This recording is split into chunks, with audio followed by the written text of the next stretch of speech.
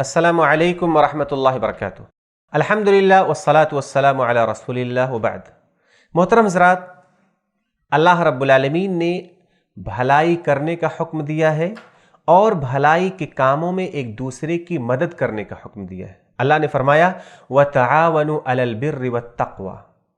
इसी तरह अल्लाह के नबी सल्लल्लाहु अलैहि वसल्लम फरमाते हैं मन दल्ला अला खैरिन फलहु मिस्लु अज्रि फाइलिही, कि जो इंसान किसी भी शख्स को भलाई की तरफ रहनुमाई करता है, अल्लाह रब्बुल आलमीन भलाई करने वाले की तरह उसको अज्र व सवाब अता फरमाता है। तो अगर आप किसी भी जगह पर जिम्मेदार हैं, ओहदेदार हैं, साहिब मनसब हैं, साहिब इख्तियार हैं और वहाँ पर अगर नेकी करने का कोई मौका आपको मिलता है तो आपको पीछे नहीं हटना चाहिए, बल्कि अपनी इस्तिताअत और अपनी ताकत के मुताबिक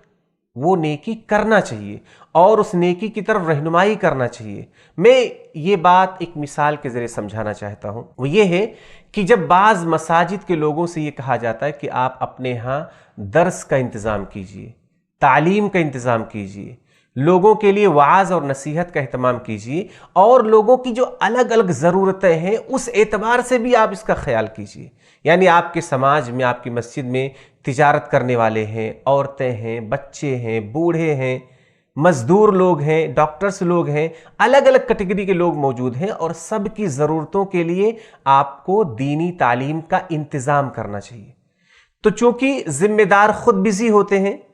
या उनके पास टाइम नहीं होता है या उन्हें दिलचस्पी नहीं होती है, तो बजाय इसके कि लोगों की ज़रूरत की वजह से ये दीनी प्रोग्राम का इंतज़ाम करने के, वो सीधा मना कर देते हैं कि नहीं हमारे यहाँ प्रोग्राम करने की ज़रूरत नहीं है क्योंकि लोग बिज़ी हैं, लोग आएंगे नहीं, लोगों को दिलचस्पी नहीं है और बहुत सारे अंदाज से वो मना करते हैं और उनके मना करने की वजह से कई कई महीना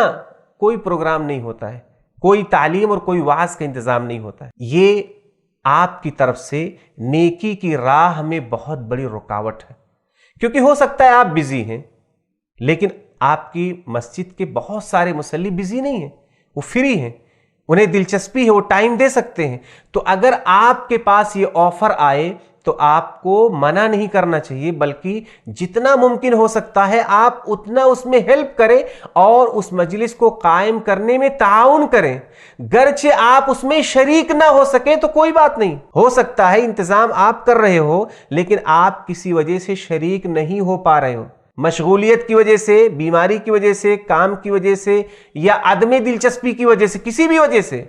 तब भी कोई बात नहीं। लेकिन अगर आपकी कोशिश से और आपकी इजाज़त से वो मजलिस कायम होगी और अगर उस इल्मी मजलिस से 10 लोग भी शामिल हुए और उनमें से एक को भी अल्लाह रब्बुल आलमीन ने इस्लाह और नेकी और हिदायत अता फरमा दी तो आपके लिए बहुत बड़ी नेकी का जरिया होगा। इसलिए अल्लाह रब्बुल आलमीन अगर आपको ये मौका अता फरमाए कि आप जिम्मेदार हैं और आपकी इजाज़त से नेकियां हो सकती हैं, तो आपको अपने ज़ाती मफाद की वजह से कभी भी उसमें रुकावट नहीं डालना चाहिए, बल्कि मुमकिन हद तक आपको ताउन करना चाहिए ताकि आपकी मसाजिद के थ्रू समाज के अंदर इल्म और नूर फैले। अल्लाह रब्बुल आलमीन से दुआ है कि अल्लाह रब्बुल आलमीन हम सबको अपने लेवल पर नेकियां करने की तौफीक अता फरमाए और नेकी के तमाम मौक़े से फ़ायदा उठाने की तौफीक अता फरमाए। आमीन। अस्सलामु अलैकुम वरहमतुल्लाहि वबरकातुहू।